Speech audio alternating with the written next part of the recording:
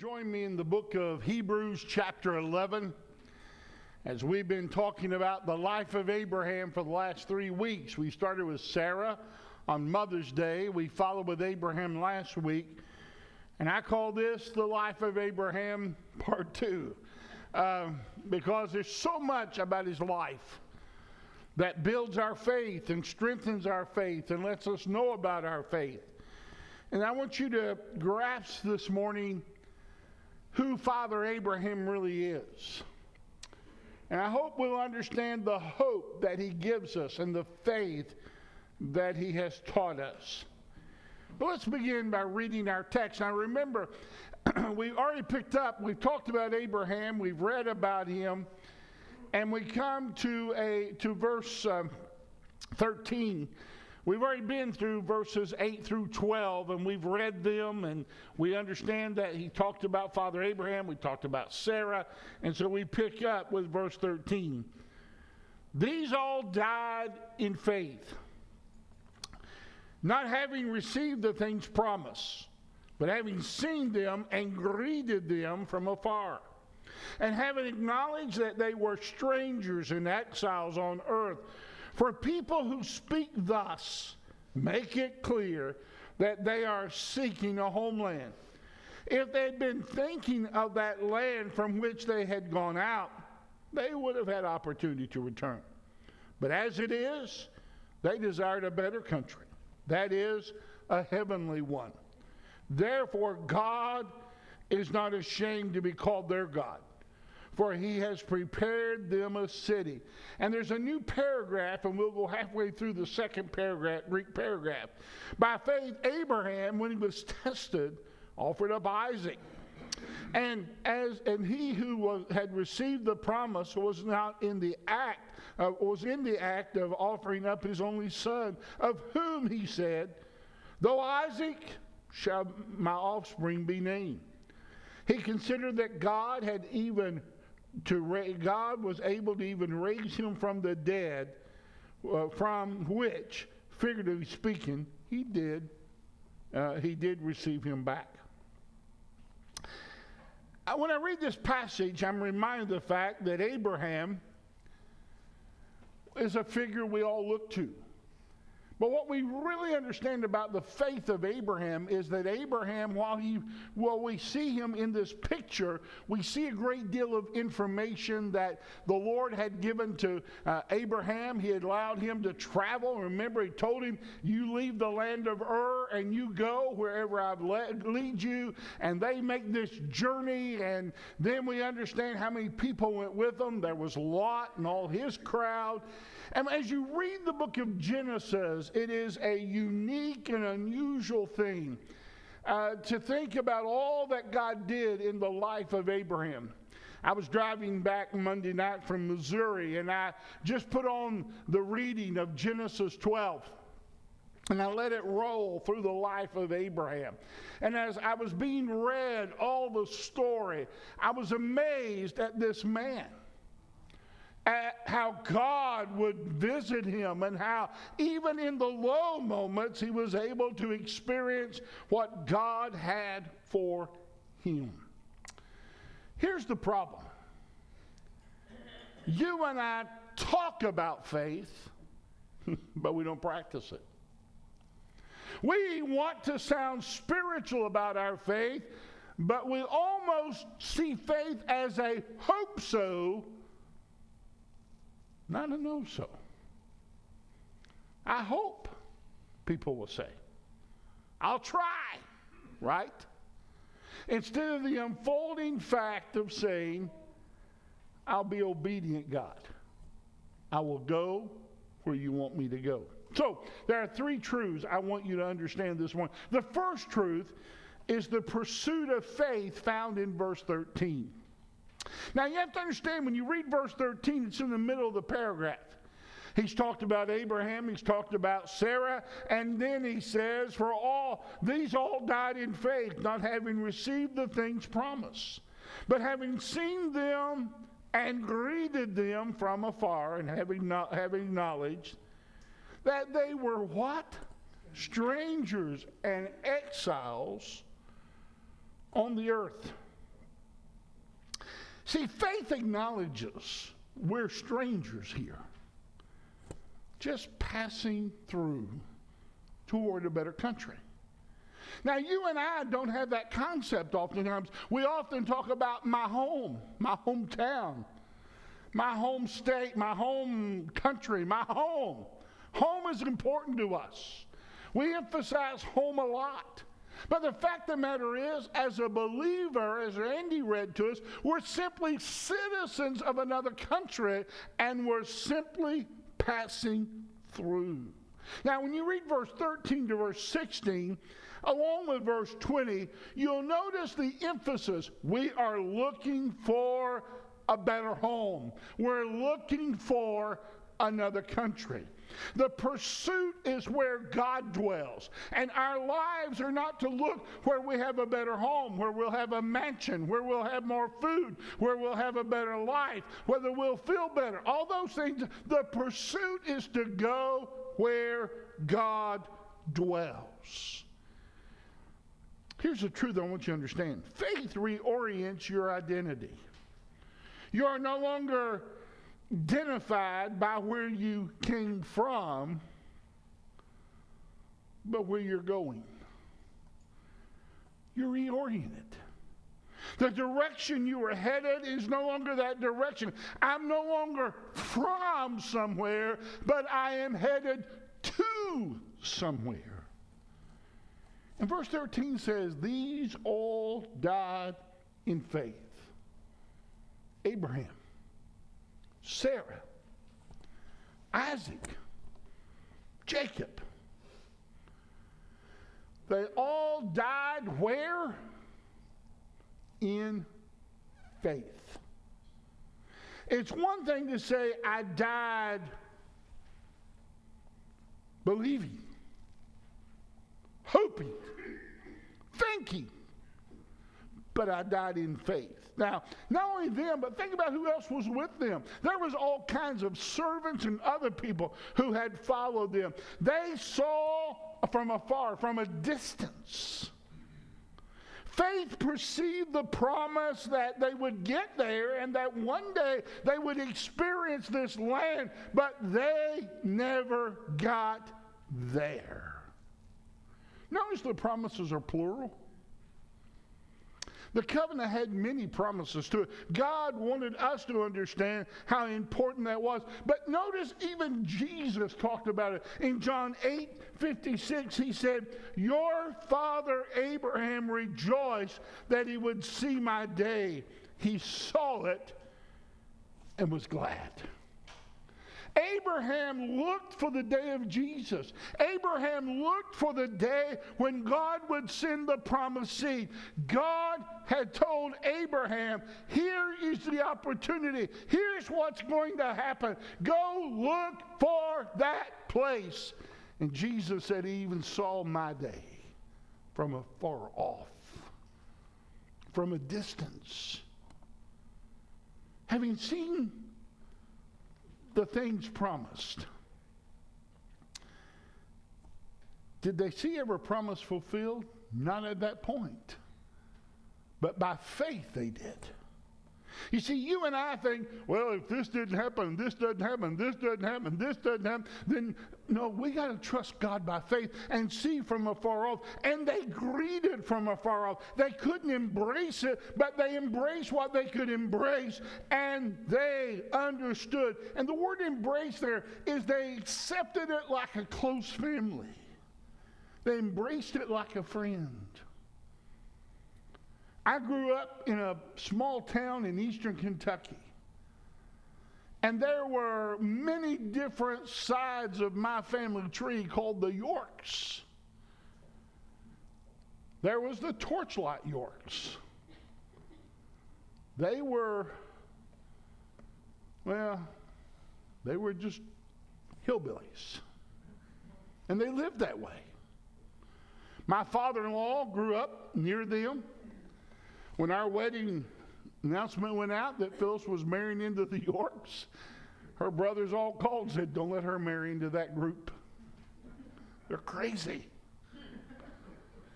But I remember they were a side tree of our family, and we knew them, and they were distant cousins.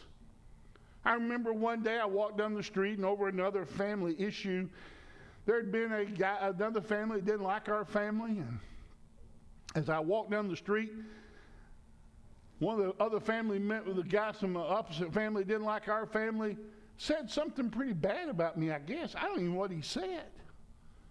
And all of a sudden, I got to the corner of the street, and I heard plate glass breaking. And there was one of the other Yorks threw that guy through a window. I said, Les, what are you doing? He goes, he said something bad about you, and I just put him through that window. Guy laying there, glass broke, we had to pay for the window. You see, there's something about embrace. They embraced us. I remember I arrested one of them one night. His uncle was at my door the next morning. And he said, I can't believe you arrested one of us. I said, well, let me tell you what he did. And he'd done something to somebody other York. And he said, oh, that's good enough for him then. It's okay. You got to be embraced. And that's what happened. They embraced, though they could not see. Though they could not see it all, though they did not touch the land, they believed God. Listen, folks, they had no Holy Spirit at that point living in them. They did not have the written word of God. They heard God's voice, and 20 years later, still believed it. Think about this. We heard about Noah not long ago. He heard God's voice, and 120 years later, still believed it. He said plainly, we're pilgrims. They confessed that they were on a pilgrimage. See, the confession is said, notice this world is not my home. You and I are too relaxed in this world. We've accepted this world. Notice what he goes on to say. For people who speak thus, make it clear that they are seeking a homeland. And then he says, if they had been thinking of the land from which they had gone out,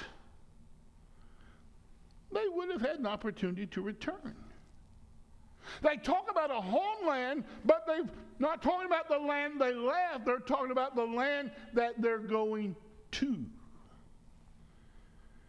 But as it is seen, they desire a better country. That is, a heavenly home, where God is not ashamed to be called their God, for he has prepared for them a city. They pursued a heavenly home, a place of God's glory, a place where God would dwell. They were not ashamed to be called. Their name of God was not ashamed of them, and they were not ashamed of God. And faith pleased him and provoked for God's provision.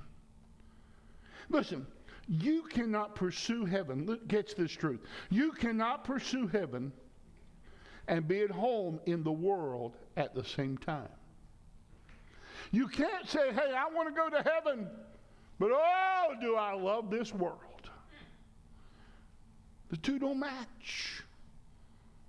I want to go to heaven, but I want to fit in this world. They don't match. Because you and I are pursuing a faith that says our homeland is beyond the grave. You see, when I travel, I go in a hotel room. When I travel to preach, I don't go see sights. I'm not on vacation. I don't run myself to death trying to find, well, this is here and this is here. I know all that stuff's there. I just don't want to see it. I'm there to do a business. I'm there to do work. People say to me, you mean you went so-and-so and you didn't see thus? No, I didn't. I wasn't going there to see that. I was going there to do what I want to do. And so I often go in a hotel room. The first thing I do is set up my office. I have my computer laid out. I have my iPad. I have all the things fixed so that I'm ready to go to work. And sometimes I get the most work done in those hotel rooms because there's nobody to bother me. And so I'm sitting there typing or working or studying or reading, got my books laid out. Thank God nowadays I just carry a suitcase of books. Now I just carry an iPad. That's wonderful. What? It looks like I'm set up, but it's not home. It's not where I live. It's only where I'm passing through. I'm on pilgrimage to go home. The second truth is there's a proof of faith. Notice verse 17, the new paragraph in the Greek text. The pilgrimage is in verse 13 to 16, but the proof of his faith is really spelled out in verse 17. And I don't know of any passage that shows a man of greater faith than this passage. By faith, Abraham, when he was tested. Notice the past tense, offered up Isaac. And he who had received the promise was in the act of offering up his only son. As Phyllis read Genesis 22. What a story of faith. Did you know that in many liberal churches they will not allow that story to be told to children? It's considered parent abuse. How dumb. Because they don't have faith. They just have a religion. You see, when faith is tested, it demonstrates the idea of being put in a furnace of trial. You see, when you put something in a furnace for trial, it's not to destroy it, it's to perfect it. God was not trying to break Abraham. God was proving to the world what a beautiful picture of grace and the proof of who his faith really is. If you see that break in the Greek paragraph, you'll notice what that really means. He starts that new paragraph is because he now shifts the story from just Abraham, but now we're seeing Isaac, and Isaac seeing the faith of his father that would be passed on to the next generation. This central figure would remain the focus. Catch this truth. Faith is never truly known until it's tested. I've had a lot of people claim to go to church and claim to get saved, claim to have this great experience with God, but when they grow into the emergency room with a crisis, they lose all their faith. Why is God letting this happen to me? They lost their trust. Instead of finding where God is at work, they're trying to find fault with God. Real faith is never truly, genuinely trusted until it's tried. You see, Abraham had been following God for decades. But I think Mount Moriah, Genesis 22,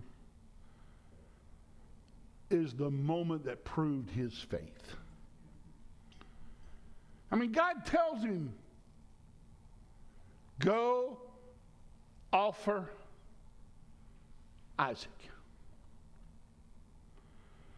The word offer here implies a completed task in his heart. He offered up Isaac. It was very complete. It was done. On that trip from the bottom of the mountain to the top of the mountain and all the discussion that Phyllis read about, it was already a done deal in the heart of Abraham because God told him to do it. Are you listening? You and I are not a done deal in our hearts oftentimes with God, because we're still bargaining. We're still negotiating, right? We're still praying the prayer of faith. No, God doesn't want you praying that prayer. He wants you to be obedient to Him. Settled in the heart. You see, God did not test Abraham to discover something he didn't already know. He tested Abraham to display something the world needed to see. The word tested in English is in past tense. But in the Greek text, it's in the present tense, which means while being tested. While being tested, Abraham did what needed to be done. Now notice something. God tells Abraham, go offer Isaac. He gets up the next morning. He doesn't consult with Sarah. Most of you, when asked to do something, you say, what? Well, let me check with my wife. Let me talk to the wife. Right? Are we not misguided? There are some folks who can't be obedient to God because they got to check with somebody else. That's not faith. You see, the truth is, you and I need to understand that God told Abraham, and Abraham didn't need to hear from anybody else. God told him, so he goes. He proceeds to obey. Faith produced a prompt action. Abraham was pressed by God's command, and he was willing to endure the pressure. He presents his only son. Understand, faith always pays a price. You and I have been taught faith has no price. It's all free. No, my friend, listen, faith is free. Salvation is free. You and I cannot work our way to heaven. But by trusting God, it does have a sacrificial price in the human world. The test of faith is not a confession alone, but it's concrete obedience.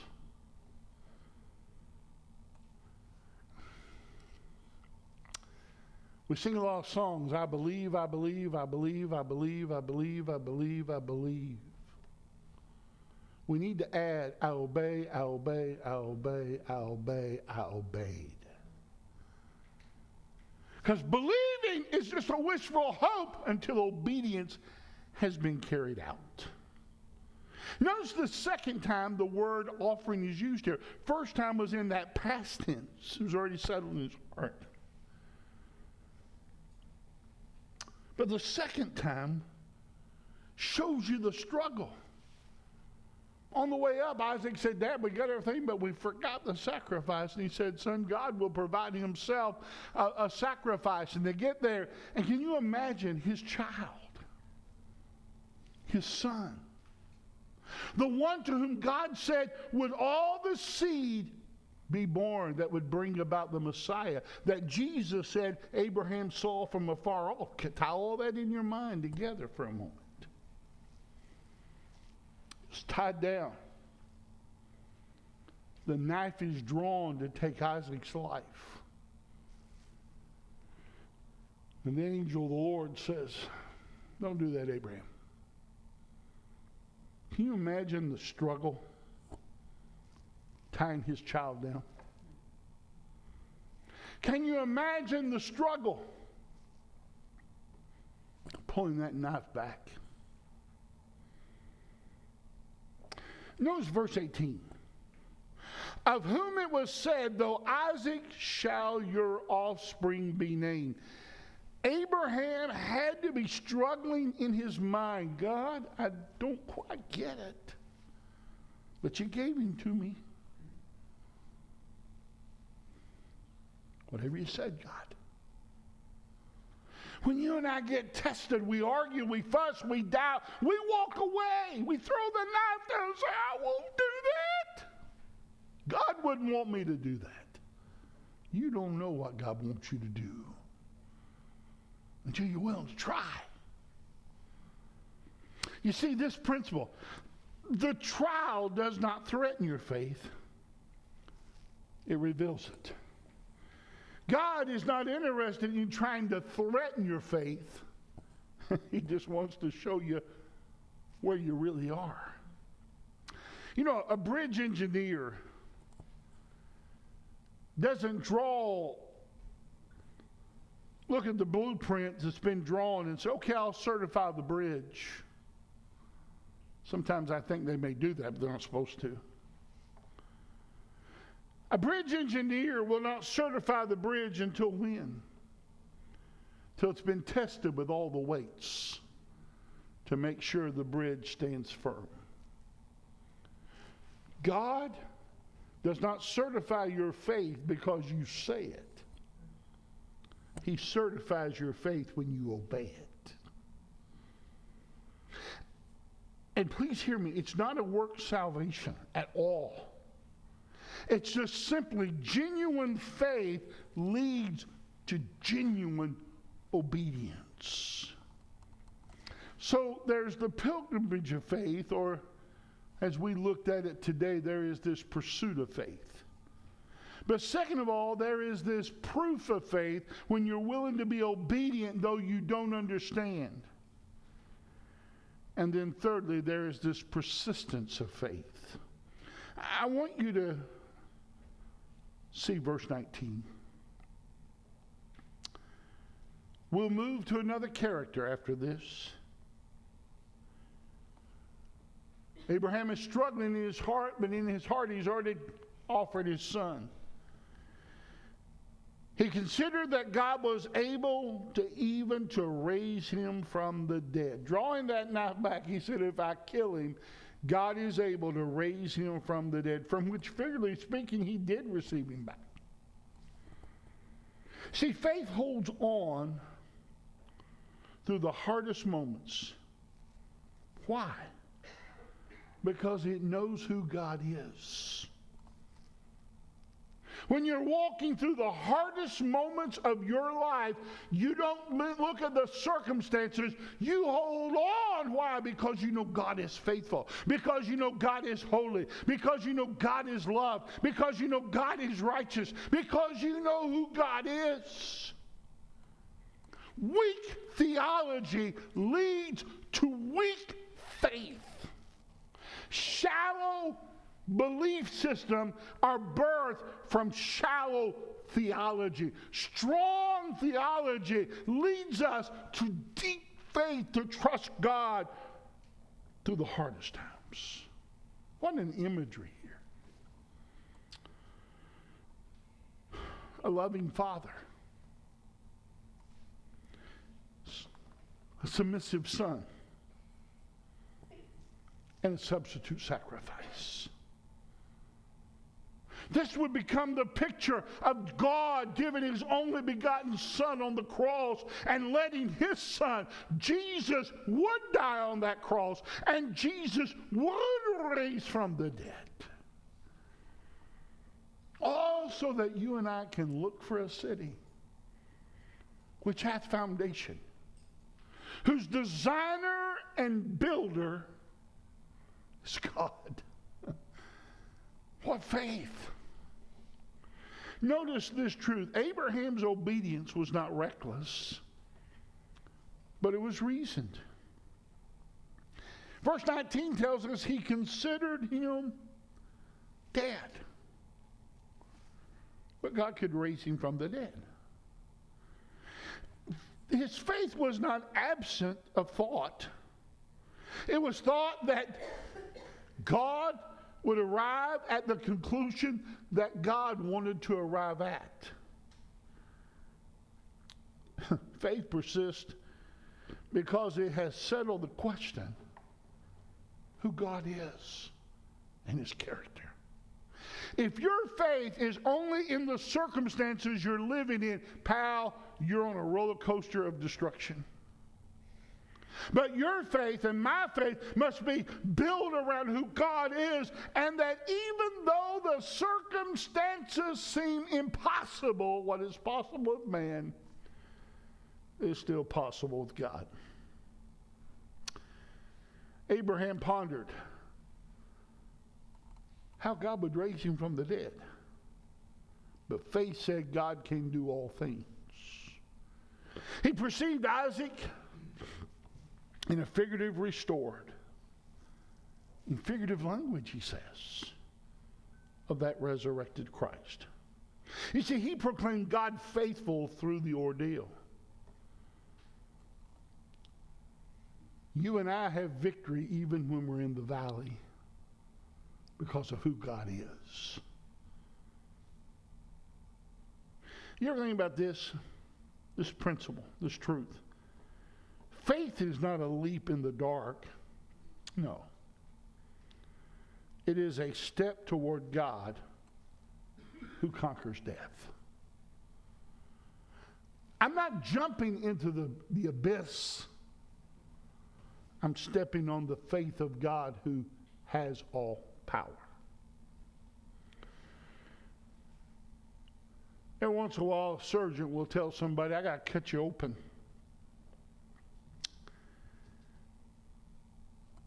And it really does look like surrender when you're getting ready to let a doctor cut on you, right? I still remember, though it was yesterday, it's been many years now, I may have to have this done again.